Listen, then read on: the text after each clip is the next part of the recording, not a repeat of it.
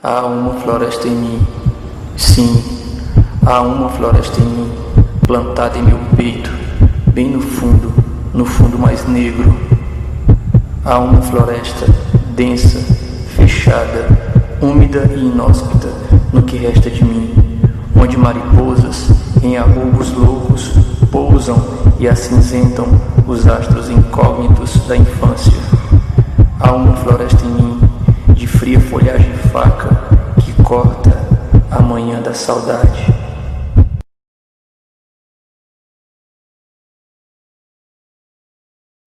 Literatura hoje do portal Entre Textos recebe o poeta Francisco Gomes. Iremos passear pelos aspectos que individualizam a sua poética, conhecer detalhes de sua relação com a palavra e, como habitualmente temos realizado nesses encontros, analisar, juntamente com o poeta, alguns de seus poemas prediletos. É uma satisfação, Francisco, recebê-lo entre nós. Boa noite. Boa noite, Dilson. Obrigado pelo convite.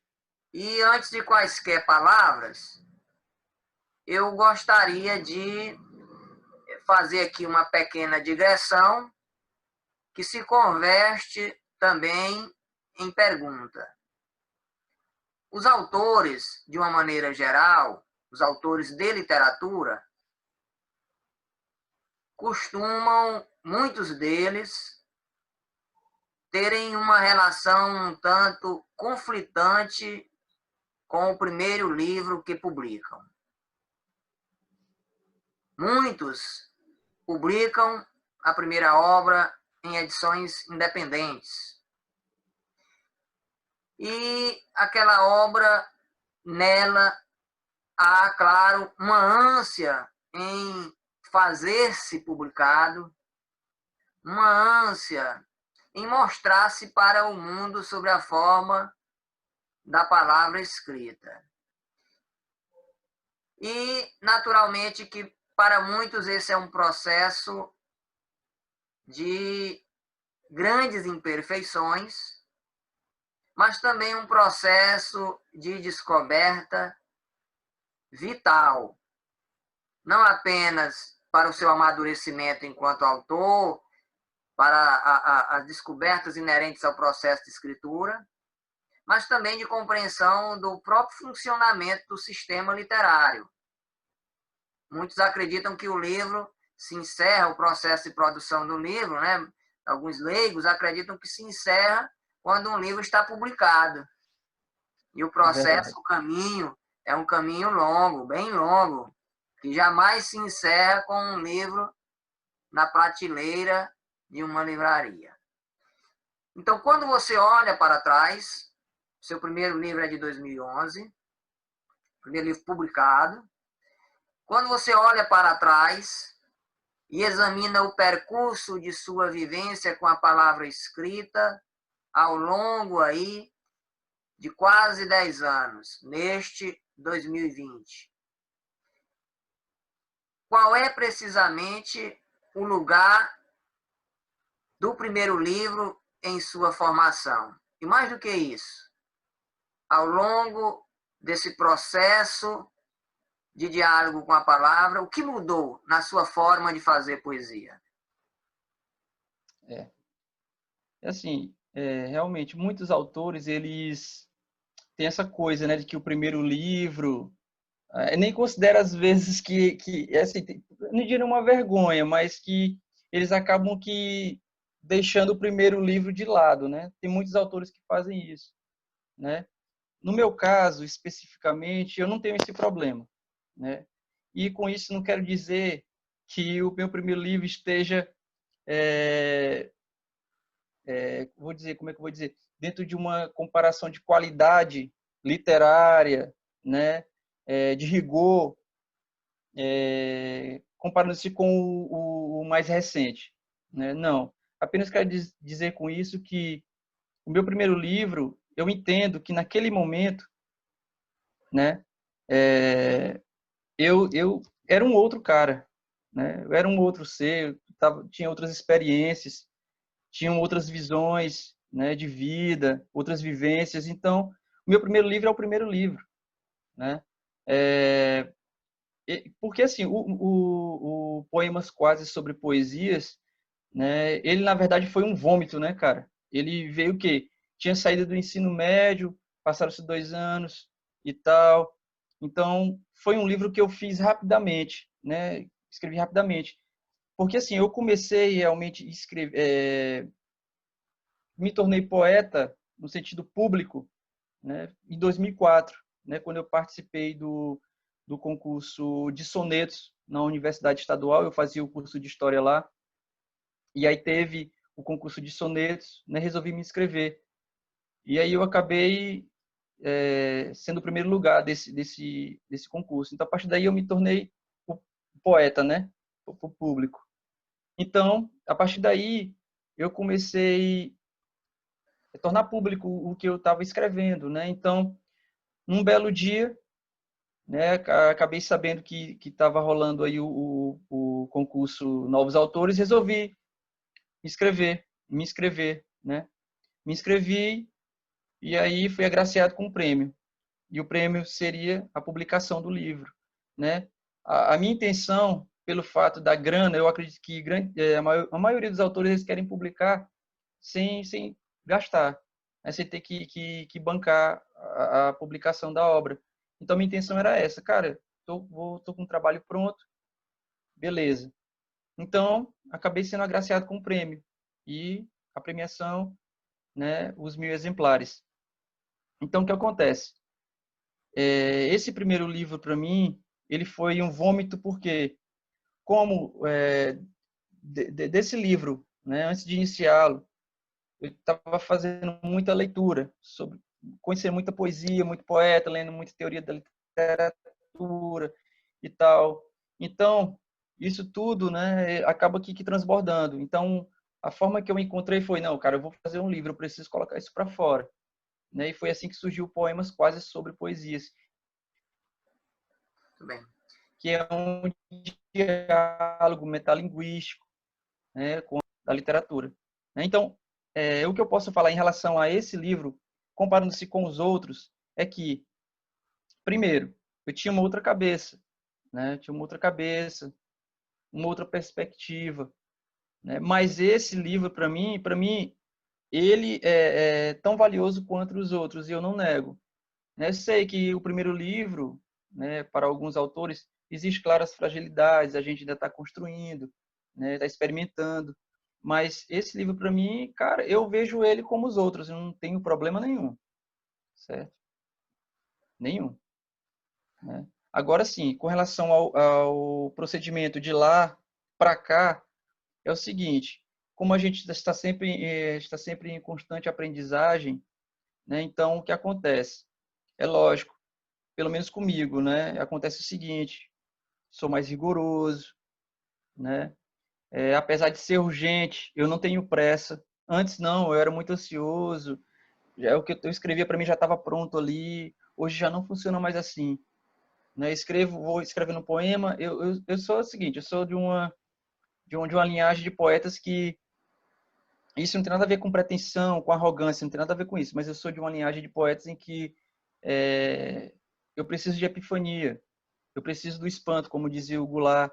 Eu preciso do desconhecido, né? Porque para mim poesia é aquilo que não é conhecido, né?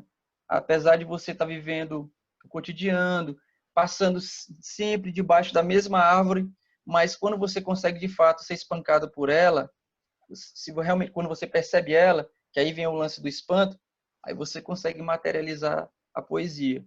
Eu sou dessa linhagem aí, eu não consigo escrever por encomenda. Já falei isso. Poesia não. Consigo fazer um texto, uma crítica, mas poema não. Poema eu obedeço, né, cara, a poesia. Tenho tempo, certo? Então não consigo fazer isso. Porém, há um tempo atrás, não. Eu exercitava, né? Pegava um tema, começava a escrever e tal. Mas hoje não. Hoje existe um rigor, né? que eu acredito que é muito válido. Pegar o texto, deixar ali ele maturando, né? Todo cuidado. Eu acredito que a luta com a palavra, né? Você lidar com a palavra, né? É como até você me mandou uma vez um vídeo da Noemi Jaffe, que ela falava, né? Que o escritor, né? Ele tem que tratar as palavras como um pintor, como um escultor, né? Assim como trabalha com a tinta e com a pedra, né? E eu vejo que a poesia, as palavras, a gente não tem que tratar ela como se elas fossem fáceis, né? Então, é mais ou menos isso. Antes, não. Antes eu já era mais intempestivo, tinha aquela coisa de poesia marginal, aquela coisa mais como é que eu vou dizer, seguir o fluxo do inconsciente, né? Aquela coisa toda. Hoje não. Hoje já é algo que tem uma preocupação mais estética agora, né? E daí vai, cara. A diferença que eu acredito é essa. Mas em termos de qualidade, né, literária, cara, é difícil você ter uma cabeça hoje, né, o que vive hoje, para comparar com o que você viveu antes. São outras perspectivas. Então, eu considero meu primeiro livro bom como os atuais. Eu não faço essa diferenciação e faria tudo de novo, né? Porque para mim a experiência é muito válida, né? Então, é mais ou menos isso.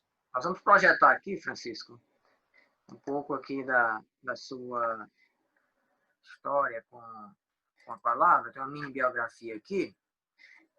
Nós vamos projetar aqui essa mini biografia. Francisco Gomes, Campo Maior, 1982, vive em Teresina, Piauí. É poeta e músico, autor do CD Diafragma, poema em áudio, formato físico 2018, formato digital 2020. Tenho aqui o CD aqui em minhas mãos, o Diafragma. Além de obras inéditas em construção, publicou 4 livros.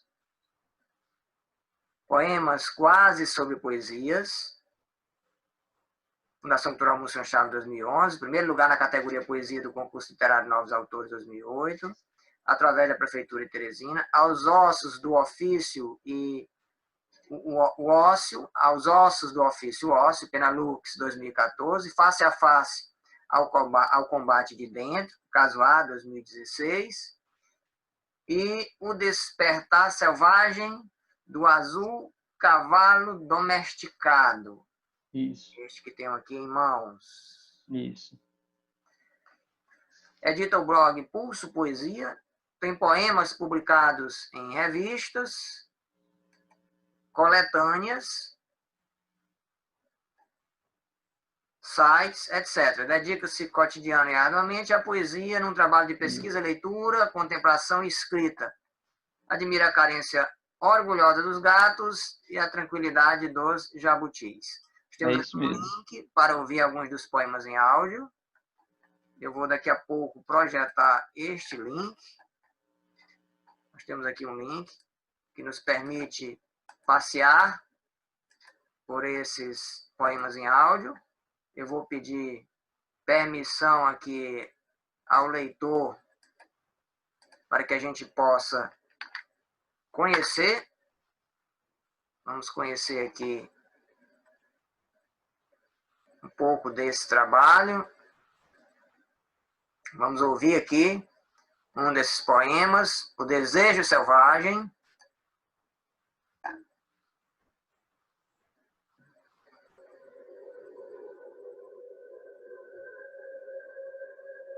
O desejo selvagem instiga o azul cavalo em direção ao recíproco despertar de pétalas no horizonte das tuas pupilas cristalinas de néctar.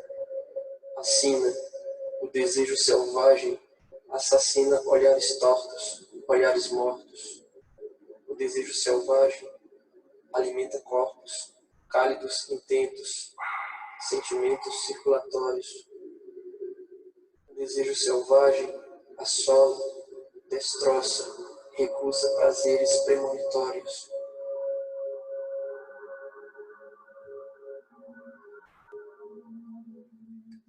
Então, quem quiser posteriormente visitar o site, né, vai visitar aí Diafragma, vai visitar, aliás, franciscogomes.bandcamp.com/releases. Vai poder aí, portanto, visitar essa coletânea de poemas em áudio. Também esses poemas, eles estão numerados, aí, listados, aí, vários deles. Então, quem tiver um interesse vai naturalmente que visitá-los posteriormente nesse endereço que nós especificamos. Eu vou aqui fazer uma pergunta a você que gostaria de que fosse respondida depois que nós lêssemos aqui um prefácio que produzimos, escrevemos quando do lançamento de uma de suas obras, publicadas pela editora Casuar. Ao longo de seu percurso literário, nós observamos, do ponto de vista do conteúdo, que sua poesia ela tem se concentrado, embora o elemento erótico ele perpasse toda a poesia, o que faz com que os poemas sejam de agradável leitura, porque é sempre um tema palpitante. A sua poesia centra-se em uma dualidade que é a metafísica, desdobrada aí em vários aspectos de fundo secundário, entre eles a dor do sofrimento, entre eles o amor visto aí sob as mais diversas perspectivas, inclusive do sofrimento amoroso, né? Embora isso não seja a tônica de sua poesia, né? É de fato o componente erótico, né, que perpassa, né, os encontros, os desencontros, que perpassa a poética. Mas nós vamos encontrar essa poesia, então, que está concentrada nessa dualidade entre o metafísico e o metalinguístico. E aí nós encontramos uma terceira perspectiva. Nós vamos encontrar aí uma outra perspectiva que se desdobra, que se materializa bem no último livro, que é a presença viva da cidade, através de flashes que vão se detendo sobre aqueles aspectos que se tornam invisíveis. Então, nós vamos encontrar uma preocupação com tudo aquilo que se torna invisível diante dos olhos da maioria. Então, eu gostaria que você falasse um pouco a respeito desses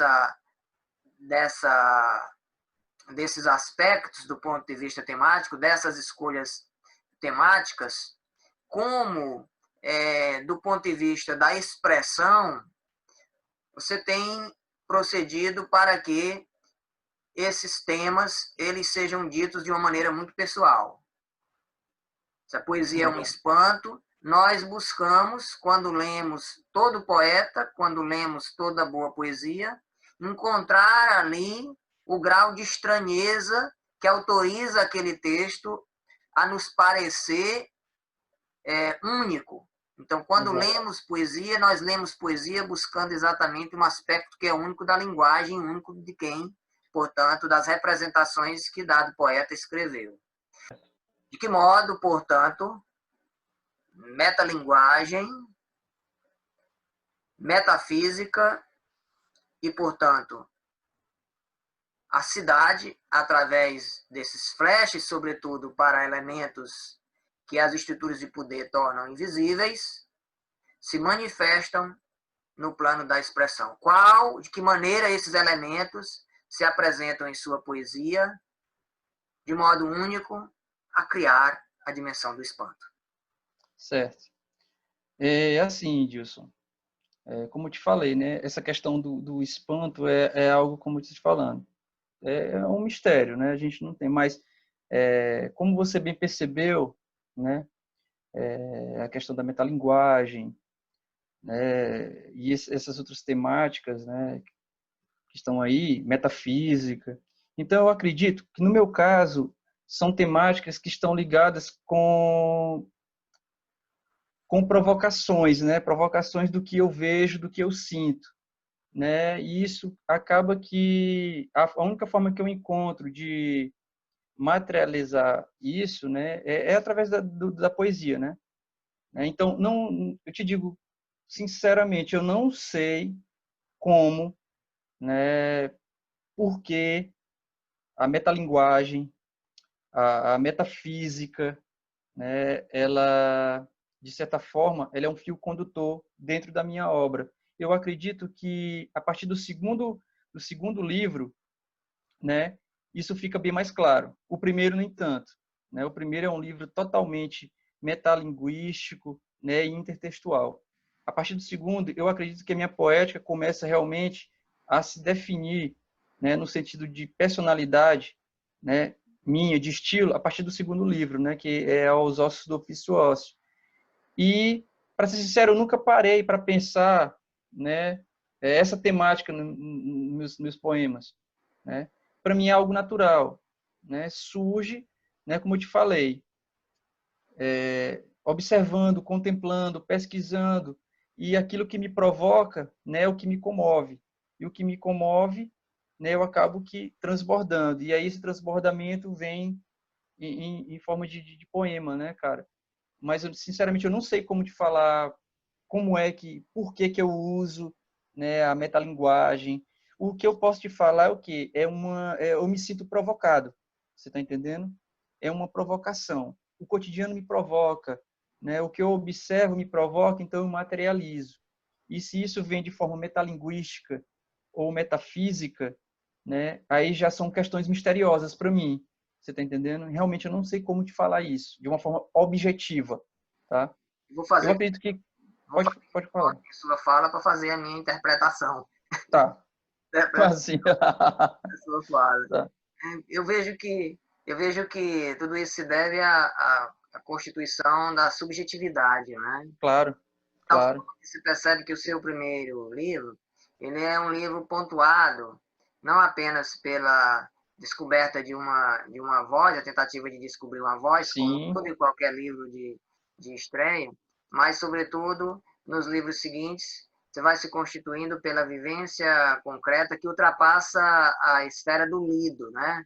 Então, a exato. esfera do É isso. lido vai ficando como segunda natureza, para que a vivência propriamente dita e a capacidade, né, de fazer associações a partir dela sejam maiores, né, do que a própria expressão corporal, que Claro, são as estruturas linguísticas que, de alguma forma, nos contaminam, nos definem na nossa forma de escrever. exato, Eu vejo que exato. talvez, né, a leitura que eu faço Sim, da sua fala, né, é que estaria na sua subjetividade, né, tá na valor, subjetividade. crenças, né, eu acredito muito nisso. Então eu vou É, projetar aqui. só te interrompendo, Gil, só para concluir essa ideia que você acabou de falar, é justamente isso.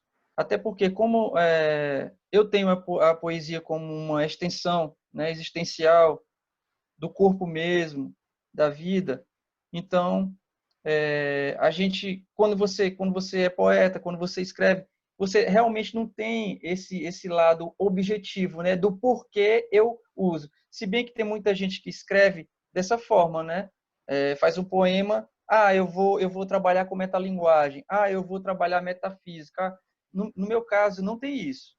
É algo natural, né? É assim que funciona comigo. Eu vou projetar aqui alguns de seus poemas. Nós vamos aqui viajar aqui para uns 3 poemas, conversar um pouquinho sobre eles.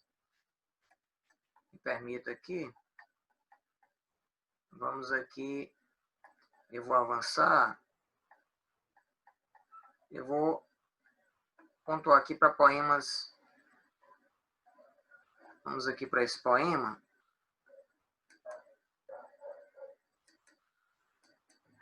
Permanência perene em estado de ser em si. O tema já tem aí uma natureza narcisística, né? E muito clara, né? Filosófica, né? Filosófica. É, E aí nós já encontramos também a própria dimensão da poesia, né? isso, A poesia ela aparece como uma forma de autodefinição. exato. Sofro de flor. A beleza da cor mora no morro. Lá onde a alma brejeia o silêncio da tarde. O sol caindo, vindo agora a saudade. Então a gente tem aí uma imagem muito clara aí muito clara para o pôr do sol. Então todo Claro. o conjunto de associações que nós encontramos aí me remete exatamente aqui a tristeza provocada pelo pôr do sol. Perfeito, Tem perfeito. evidenciado aí através do verbo sofrer. E esse Perfeito. sol que adquire o quê? Que adquire a configuração de uma flor, né? Que faz com que um morro se torne o quê? Se torne belo. E no morro se consiga enxergar, né, uma flor. Né? E aí você usa o verbo, que esse morro e a própria tarde, eles ganhem uma dimensão humana, né? Eles, Claro. inclusive, para além disso, uma dimensão espiritual. Sai do propriamente físico e entra numa outra dimensão inexplicável, que é a do espírito. Quando você atribui aí, portanto, a ideia de alma, a alma brejeia o silêncio da tarde. Então, tem uma energia, né, que faz com que o silêncio da tarde, né, seja, portanto, né, muito especial. Todos os dias, se olha aí da pétala, que é, na verdade, o quê? O pôr do sol, a flor. Essa flor é, na verdade, o pôr do sol. A flor, todos os dias, pétala por pétala, o tempo despenteia o ser plantado ali. Olha a associação que vai sendo construída aí. Esse pôr do sol tem camadas. Sim, claro. Ele tem camadas e veja bem, ele causa desconforto. Exato. É o cotidiano, né? Tirar o quê? Tirar do normal, né? É exatamente o quê? É tornar exatamente desorganizado, é desarrumar. Né? Então, esse pôr do sol consegue desarrumar. Mas desarrumar o quê? Desarrumar o sentimento, né? Isso, A exatamente. existência enraizada em si. É exatamente o quê? Olha lá, o silêncio, ele volta aqui através de uma outra imagem que é o quê? A existência enraizada em si. A ideia de contemplação, né, que eu voltasse para si, a capacidade que esse pôr do sol tem de fazer com que o que nós que contemplamos, no caso aqui essa voz lírica, consiga voltar-se para si. Só os pássaros norteiam o aonde, e olha que esse aonde maiúsculo ele é indefinido, né? Porque nós não sabemos quantas pessoas estão, na verdade, contemplando aquele pôr do sol. Quantos? Exatamente. Um pôr do sol que é esse pôr do sol que é vamos aqui fazer uma comparação para além do texto, que é um grande hiperlink. E muito mais do que um grande hiperlink, que é essa estrela que nós não podemos medir onde é que ela alcança. Por mais que a ciência já tenha dito muito sobre ela, nós, enquanto pessoas comuns, não cientistas, né, vamos aí ter sempre essa dimensão de mistério, de encantamento, de desconhecido diante do pôr do sol, da própria figura que é o sol. Só o vento traz e leva-o aqui.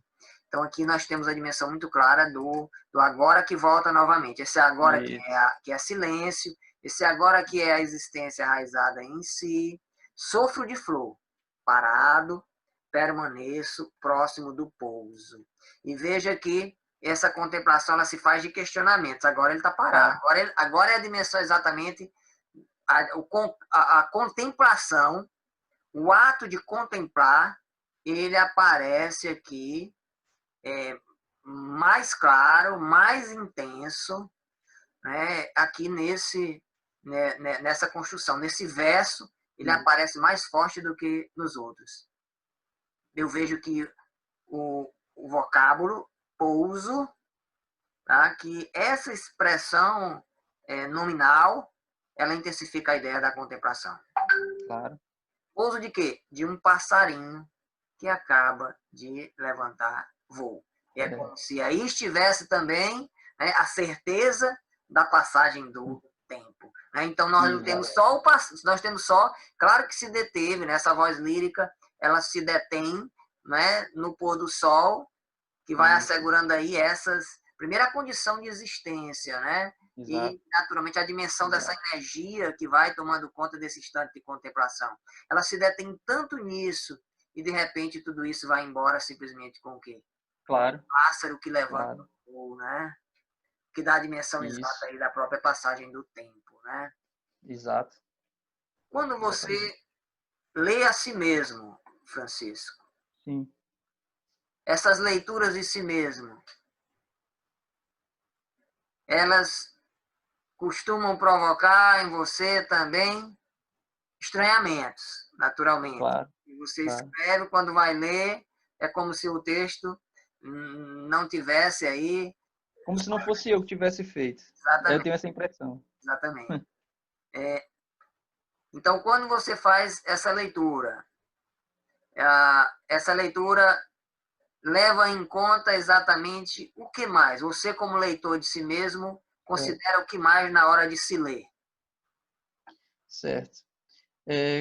Como eu acabei de falar, né? Acabei até te interrompendo. É interessante quando a gente ouve uma outra pessoa lendo o poema que a gente faz, né? É uma outra dimensão.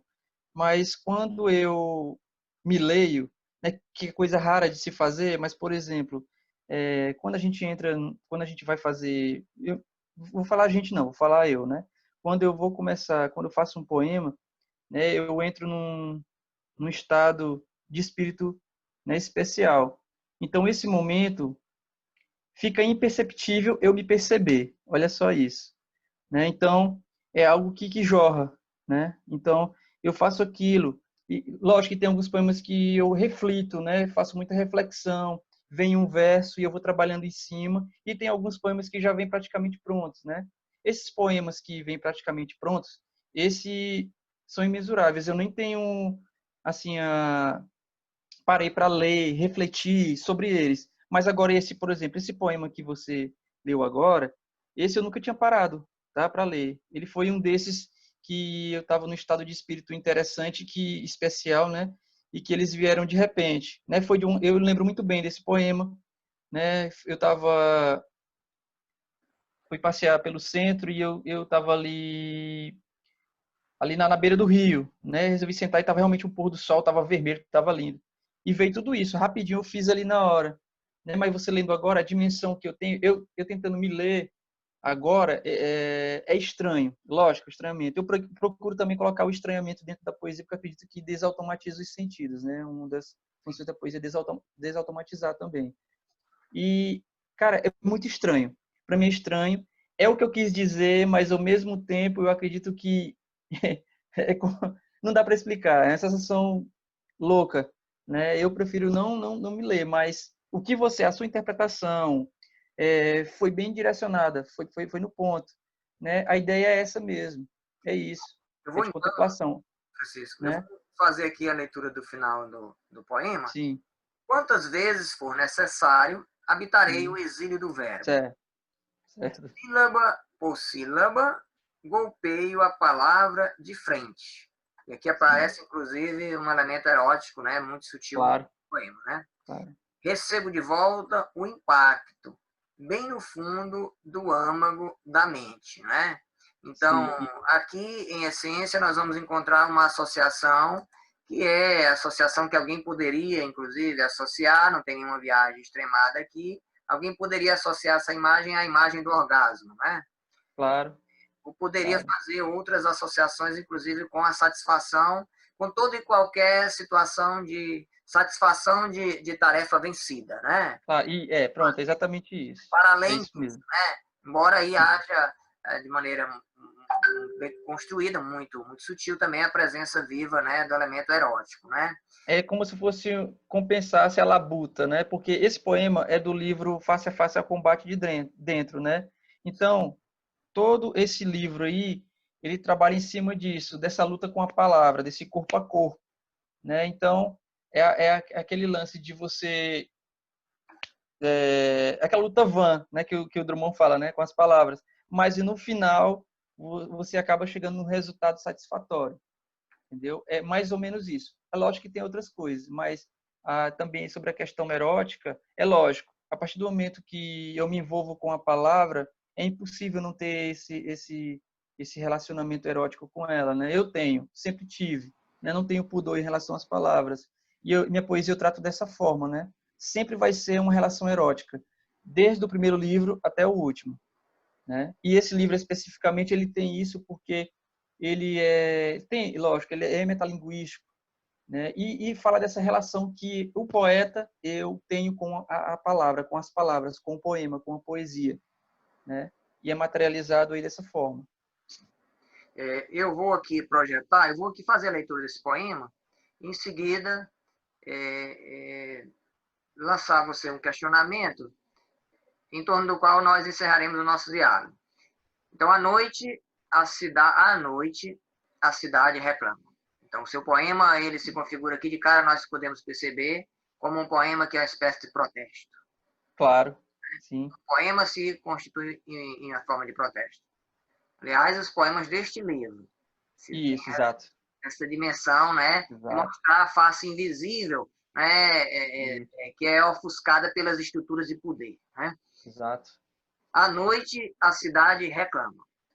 Nas quebradas, bonecas de tromba trombam carros desavisados e velhos enrustidos. A cidade reclama, clama, clama, porque a noite é um feto abortado. O niilismo em cada esquina vazia. A insistência do bêbado ao tentar algo com uma garota top. Os playboys munidos de seus automóveis James Dean. Tudo atravessa meu olhar fóton. A cidade reclama. Clama por mais sensibilidade. Toda sensibilidade é autônoma. O infinito, milimetricamente calculado, expõe a minha verve num instante ilusório. A cada passo, a cidade reclama. A morbidez das praças, o cavernoso noiado despido, um gato rajado, atropelado. Meus pulmões carregados de nicotina agradecem as borrifadas de fumarato de formoterol, dihidratado, budesonizada, cansaço desafiador implantado na dor, na dormência da cidade. À noite a cidade reclama. Um vulto alazão, risca olhares paralisados, vejo apenas o distanciamento dos carros em alta velocidade. Aqui, onde Jesus L'étranger, 10 anos, morri de velhice, habita a solidão na estrada. Na Babel de sonhos, o suor da insônia castiga o sono, ninguém leva nada. A última estrela parece eternizar o poema, parece embriagar a noite, parece retardar o momento. A cidade reclama, os olhos sedentos de fome mastigam a extravagância dos corpos, o universo encravado no estômago dos genitais. O quanto aqui é fragmento escorregadio. Nesse cenário quadrúpede, os bípedes tremem na base. A cidade não reclama à toa. A noite em si é uma placa em neon exigindo não tenha cuidado.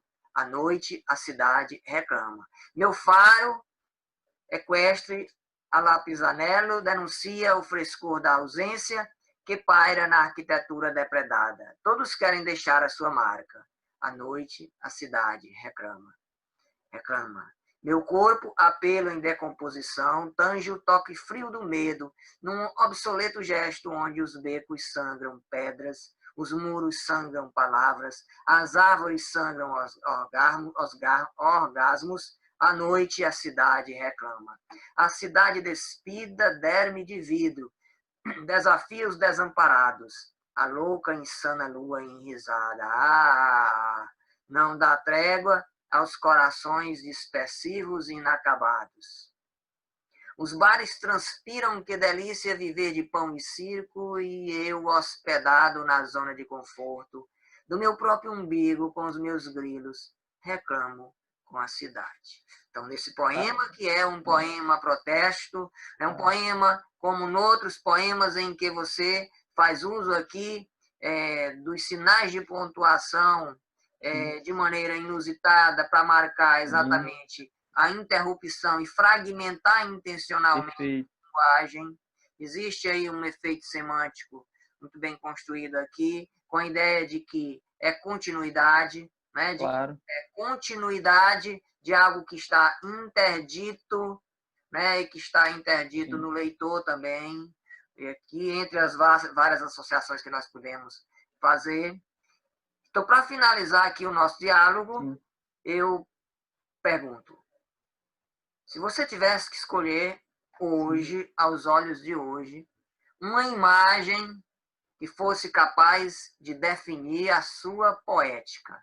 Sim. Os poetas, eles se repetem quando fazem seus textos através de imagens. Claro. Os poemas se configuram em uma imagem recorrente. Qual é, em sua poesia, a imagem que melhor define o seu fazer poético? Cara, que pergunta.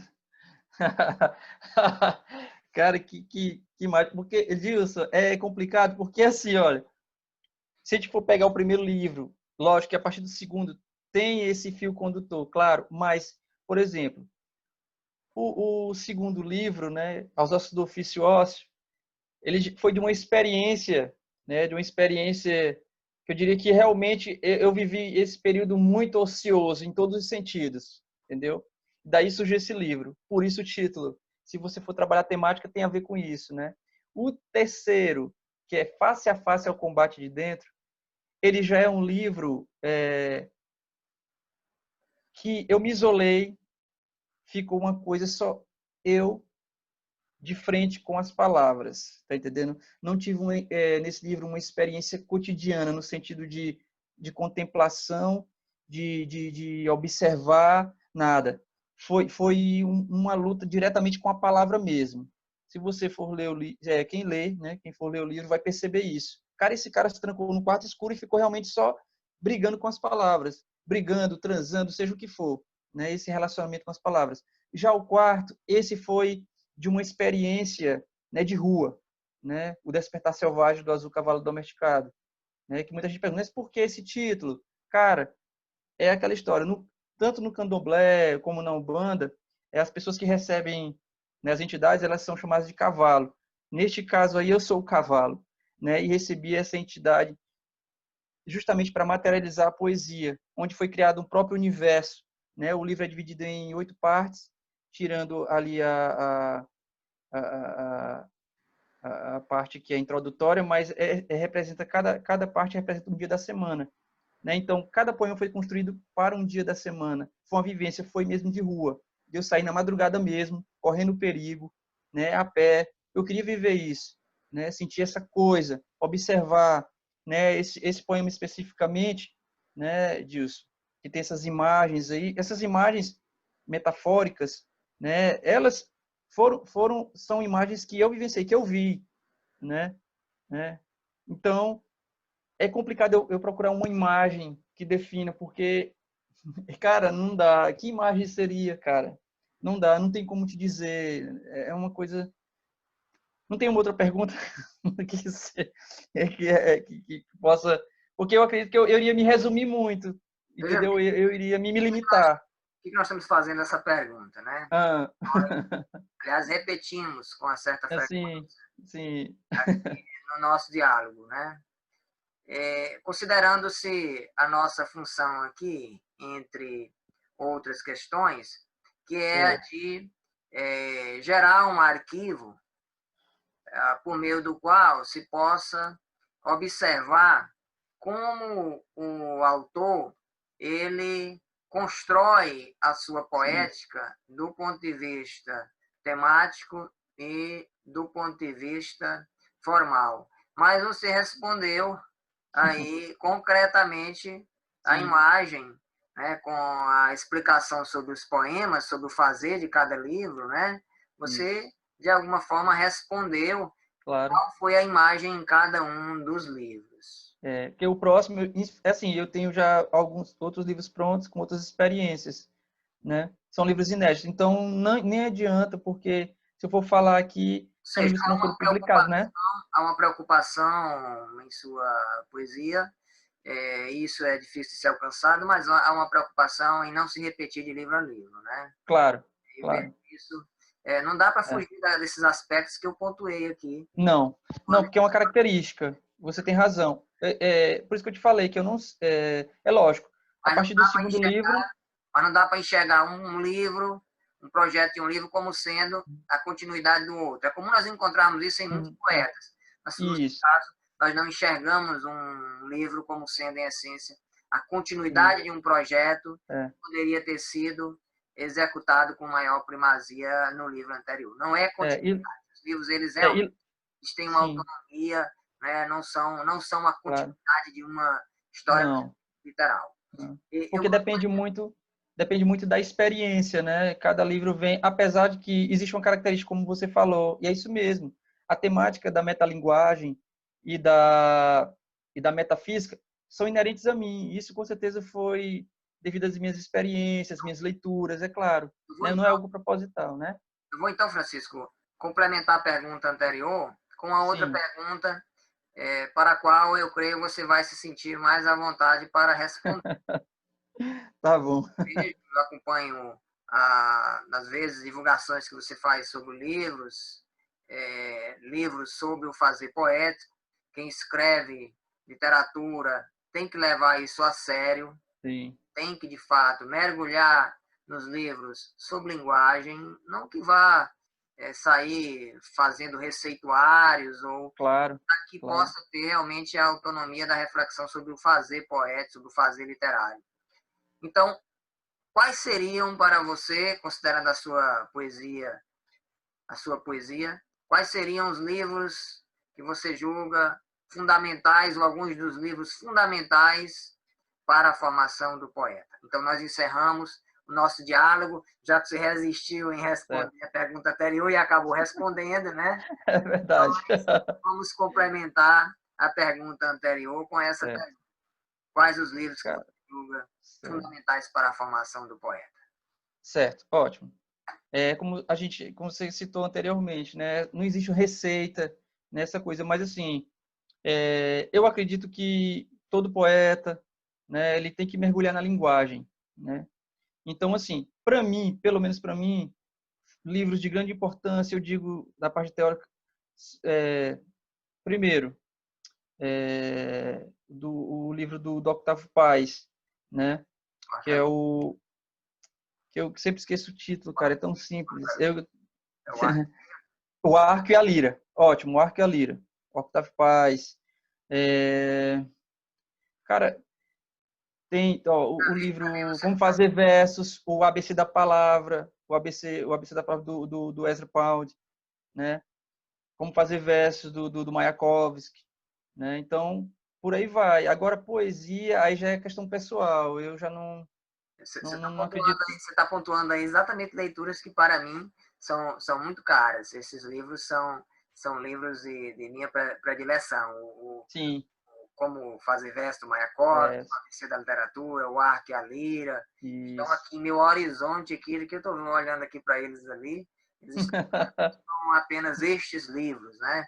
Sim, São livros que eu julgo realmente a leitura deles muito importante, sobretudo para é, conseguirmos entender um tanto da poesia claro. que se fez do século XX para cá. Então, Sim. Francisco, eu gostaria de agradecer a sua disposição para conversarmos sobre poesia e desejar aí a você sucesso nas novas empreitadas com a palavra escrita. Que venham mais É. e mais livros e muito sucesso para você. Eu que agradeço, Gilson, o espaço.